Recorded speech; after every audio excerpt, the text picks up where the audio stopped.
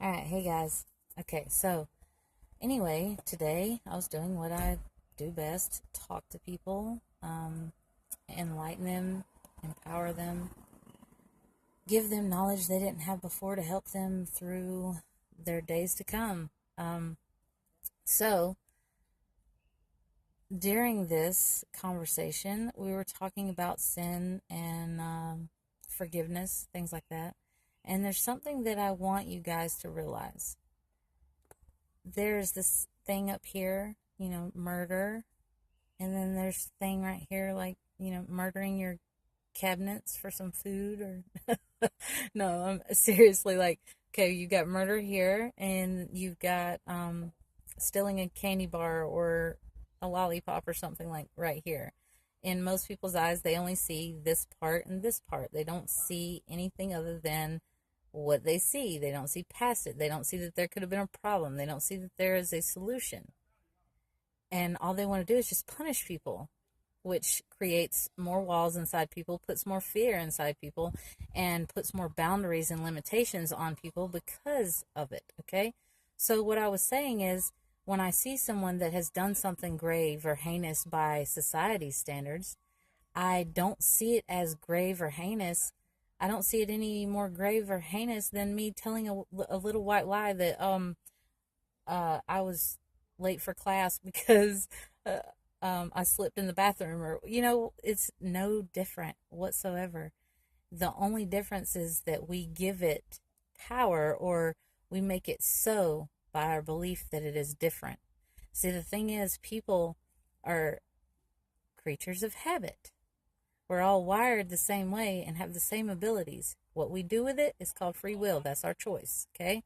So when we have people that have done wrong, instead of, even if they've done wrong in the gravest situation to me or my children or my family, instead of going, you know what, I'm going to get you back, or I'm going to dislike you because of this, or tell you about how wrong you are every time I see you, that is not a positive action, and it's not a solution.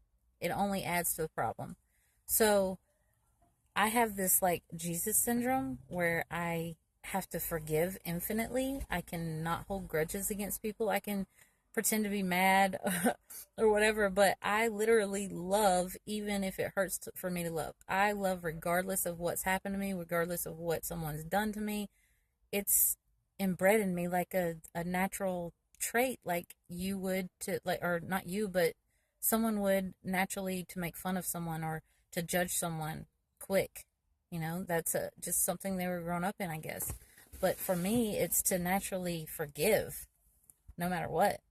So when I see these people that have done these bad things, like maybe commit a murder, molest a child, whatever it is that they've done, I see that they are just as broken as the people they have broken. Does that make sense? They are just as broken as the people they have broken. So therefore, they need fixing too. And if all you see is a problem, then how are you helping fix them too? They're a victim in the whole thing too, because we've got the negative at a particle and the positive particle in an atom. And inside of that is where you get your those voices. The battle between good and evil comes from those particles.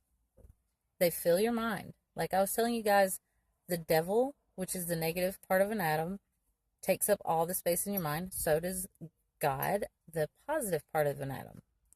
And so we get those voices that feel like our own, these thoughts that feel like our own, and then we follow them, and then we end up doing things that we wouldn't normally do, especially in a negative manner. We end up doing things that we wouldn't normally do. That voice becomes so prevalent. It's so persuasive. In some people, they don't have enough willpower to not listen to the voice. So they follow through with the voice thinking that it is their voice because it came from within them. They don't know how to put up a sifting mechanism that allows them to understand, this is from the negative side of me, this is from the positive side of me. They need that so that they know good from bad, so that they understand what right and wrong in the sense of where we are in the world we're living in is. They're not horrible people, though we want to believe that. If that were true, then all the rest of us are horrible for all the mistakes we've made too. But they're not horrible people. In fact, they're fixable people. In fact, instead of holding everybody at that moment of where everything went down wrong, the better solution is for us to actually push past that. Focus upon, okay, this may have not happened the way we want it to. This may upset me a lot. I may disagree with this a lot. But I know what can come from this. I know that through struggle and strife comes victory and triumph.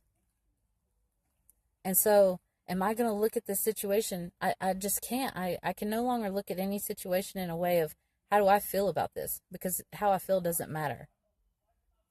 How can I fix this? How can I assist this person to not be broken anymore? Because they are broken too. Healed people don't hurt people.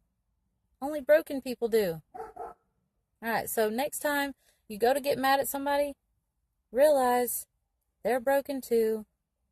And if you're fully healed, then you should be able to heal them rather than condemn them for being broken, just like you once were.